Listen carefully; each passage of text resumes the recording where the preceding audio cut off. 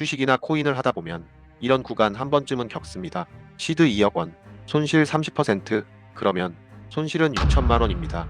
파산은 아닙니다. 하지만 이 지점부터 삶이 묶이기 시작합니다. 오늘 이야기는 아직 버틸 수 있다는 판단이 어떻게 사람의 인생 구조를 조용히 바꿔버리는지에 대한 이야기입니다. 1. 인물 고정, 너무 평범해서 위험한 조건. 이야기의 주인공은 30대 후반 직장인입니다. 세후 월급은 400만 원 안팎, 결혼했고 아이 한 명이 있습니다. 투자를 시작한 이유도 특별하지 않습니다. 월급만으로는 앞이 잘 보이지 않았기 때문입니다. 2. 시작, 욕심이 아니라고 믿었던 선택. 처음 투자한 금액은 모아둔 자금과 퇴직금을 담보로 한 신용대출까지 포함해 총 가용자금 2억 원. 스스로는 이 정도는 욕심이 아니라고 생각했습니다. 하지만 돌아보면 그 순간부터 이 투자는 기회가 아니라 욕심이었습니다. 미래의 돈까지 끌어다 시작했으니까요. 3. 손실 발생, 체감이 무너지는 구간. 시장이 꺾이자 계좌는 이렇게 바뀝니다. 2억에서 1억 4천만 원, 손실 6천만 원. 이건 애매한 금액이 아닙니다. 집 한 채 시세가 약 3억 2천만 원인 사람이 투자에 넣은 가용자금 2억으로 주식하다가 단기간에 6천을 날렸다면 누가 봐도 큰 손실입니다. 그래서 더 무섭습니다. 이 사람은 손절이 아니라 시간을 사는 방법을 고민합니다. 흔히 말하는 존버라는 선택입니다. 4.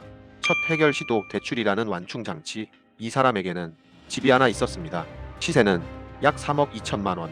대출 상담을 받아보니 생활 안정자금으로 약 1억 원 정도는 가능하다는 답을 받습니다. 아파트 시세의 30% 수준. 그래서 스스로 이렇게 정리합니다. 이 정도면 무리하는 건 아니지. 이 돈으로 투자를 키우려던 건 아닙니다. 생활비 여유를 만들고 조금 더 버틸 시간을 확보하고 싶었던 겁니다. 5. 즉시 문제 없음, 그래서 더 안심. 대출 조건은 금리 4% 수준. 매달 빠져나가는 돈은 이자를 포함해 60만 원대. 월급 기준으로 보면 충분히 관리 가능해 보입니다. 연체도 없었고 생활도 그대로였고 주변에서도 특별히 문제 삼을 만한 건 없었습니다. 그래서 이 선택은 위험하게 느껴지지 않았습니다. 6. 변화의 시작, 삶이 조용히 좁아진다. 문제는 갑자기 터지지 않았습니다. 아주 조금씩 바뀌기 시작합니다. 투자 이야기를 예전만큼 하지 않게 되고 큰 결정을 계속 미루게 되고 다음 이사 계획도 3년에서 6년으로 밀립니다. 겉으로 보면 여전히 괜찮아 보이지만 선택지는 하나씩 줄어들고 있었습니다. 이때 대부분의 사람들은 이렇게 생각합니다. 다들 이렇게 사는 거지. 7.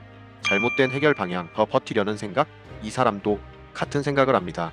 조금만 더 버티면 다시 올라오지 않을까? 그래서 대출을 더 늘리는 방향까지 고민하게 됩니다. 처음 1억에서 1억 5천까지 늘리는 그림도 머릿속에 그려봅니다. 여기서 선택을 잘못하면 문제는 투자 실패가 아니라 대출 때문에 움직일 수 없게 됩니다. 8. 담보대출연구소 문의, 기준을 바꾸는 질문. 그때 이 사람이 저에게 대출 상담을 문의합니다. 제가 처음 던진 질문은 이거였습니다. 얼마를 벌 수 있냐가 아니라 지금 이 구조에서 매달 빠져나가는 돈이 정확히 얼마입니까? 그리고 이렇게 덧붙였습니다. 저는 얼마 더 빌릴까를 먼저 보지 않습니다. 이 구조로 얼마나 오래 버틸 수 있는가를 먼저 봅니다. 그제서야 문제가 보이기 시작했습니다. 손실은 이미 지나간 일인데 이자와 생활비, 투자 자금이 모두 한 계좌에서 섞여서 움직이고 있었습니다. 9. 구조 재설계, 실제로 바꾼 것들. 문제는 돈이 부족한 게 아니었습니다. 돈이 어떻게 움직이는지를 아무도 보고 있지 않았다는 점. 그게 가장 큰 문제였습니다. 그래서 제일 먼저 한 건 돈을 더 가져오는 게 아니라 돈의 역할을 나누는 것이었습니다. 투자 계좌와 생활 계좌 완전 분리. 생활비 계좌는 절대 투자에 사용 금지. 대출 판단 기준은 수익률이 아니라 월 고정 지출.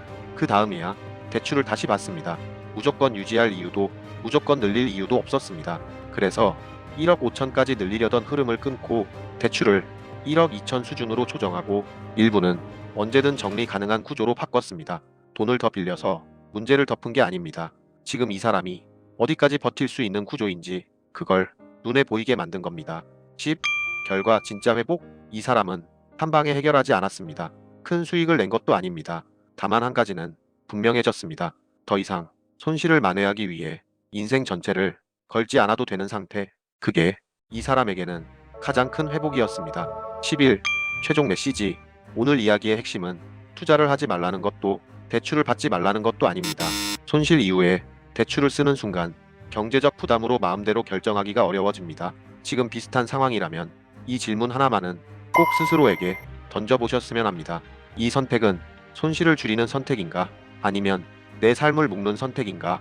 이 질문을 하고 들어가는 것과 하지 않고 들어가는 건 완전히 다른 결과를 만듭니다.